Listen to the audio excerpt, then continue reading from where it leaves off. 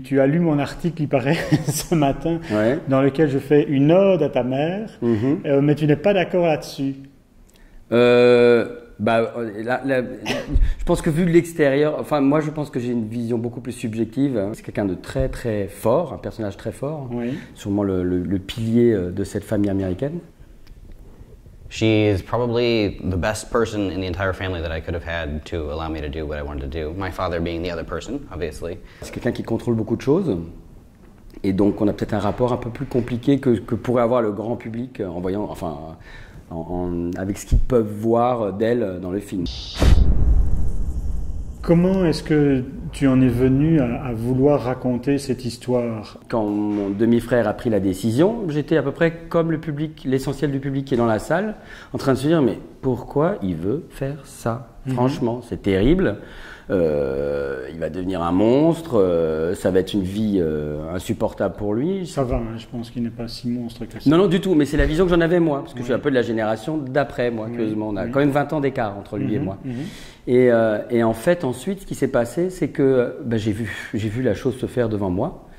J'ai vu les étapes et là je me suis dit mais c'est incroyable. Et puis en même temps ça a pacifié les relations dans cette famille parce que comme on le dit dans le film c'était quand même un personnage un peu en colère et un peu difficile. Et donc cette transition ça a été aussi une transition pour toute la famille quoi. Et quand elle a été réalisée c'est là que j'ai commencé à vouloir la documenter et en parler. Donc c'est là que le film est né. Ça a rapproché les liens familiaux? Absolument. Et même le film aussi. Il a fallu l'accompagner. Kobe n'a pas fait ça tout seul parce qu'il faut qu'il devienne un homme, mais que les autres le reconnaissent en tant que tel. Donc c'est aussi un chemin que nous devons faire. Et tu l'appelles comment aujourd'hui, Kobe ou tu Moi je l'appelle Kobe. Alors oui. c'est terrible. Alors des fois Jacob, mais moi j'aime bien Kobe. Mais c'est mon truc un peu à moi. Moi je l'aime bien l'appeler Kobe. Je sais pas pourquoi. When he first talked about it, I wasn't sure how I felt. I was excited to do it, but it was kind of scary at the same time. Like where I'm about to make a documentary that people are going to see. It's not just YouTube, it's not people seeking it out in a small format. It's something that we're going to hopefully broadcast everywhere. So it was a little bit intimidating, but at no point was I thinking not to do it at all. We talked about it, we're like, are we ready for this? Absolutely. We'll just take what comes. I mean, like, life's just giving this opportunity, just go with it. Moi, il y a encore un autre personnage qui m'a impressionné dans le film, c'est Sarah.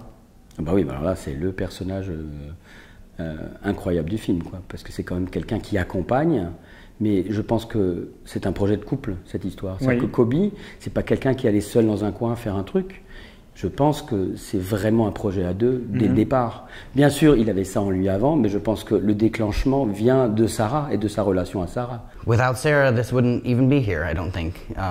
She put a lot of effort and time into my transition, and she was a very important part of this entire experience. She really pushed me to kind of follow my dreams instead of squishing them like I have been for so many years. She said, no, let's actually look into it and she's going to challenge me and see if this is something that I'm truly interested in. So without her, this wouldn't be here.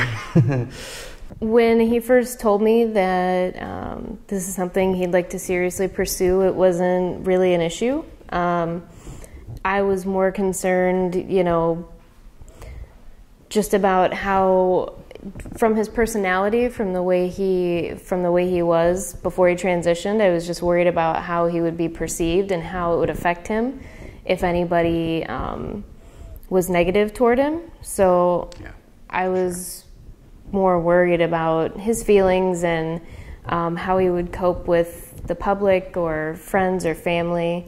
But yeah, I was behind it and always have been, and here we are. That's right. I only knew him as a woman for 1 year and have known him for 7 as a man. There are little things, that I miss. There was really strong sensitivity. He's still a sensitive person, but it's nothing like it ever used to be. But I tell people, I fell in love with him as a woman, and when someone transitions, you have to fall in love with them again. And a lot of couples don't make it because of that. But it was easy. from the beginning, we've always had a deep relationship, emotionally and mentally. So it was easy to still find those characteristics within him, and physical changes didn't bother me. I love him with a beard, and yeah, I think he's turned, you know, he's turned out magnificently. He was a beautiful woman. He's a beautiful man.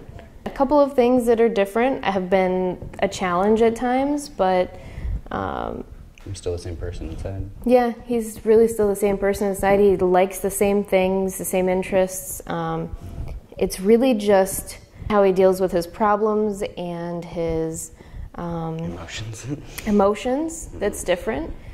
People think men are insensitive, or you were talking about that in the film, that you can just be a little flat, and it's true. Hormonally, he can just be flat, which is funny because even near the end of the 2 weeks, it takes his testosterone shot every 2 weeks. So right near the end, there's every once in a while just some floods of emotion. Mm-hmm. You see it start coming back because, you know, there's like a spike and a plateau of the testosterone, and it falls again. Yeah. And then it falls again. You start needing the hormones again. It's not very drastic, but you can tell. When you live with somebody, you can tell. Yeah. Ce que je trouve que ce qui transpire aussi très bien dans le film, c'est que aujourd'hui, en 2017, changer de sexe n'est bon, c'est une expérience importante, douloureuse, lourde, certes, mais qui peut se passer correctement en ayant une vie tout à fait normale. Il y a 20 ans d'ici, des transgenres finissaient complètement en marge de la société, et aujourd'hui on voit Jacob qui est infirmier, ambulancier.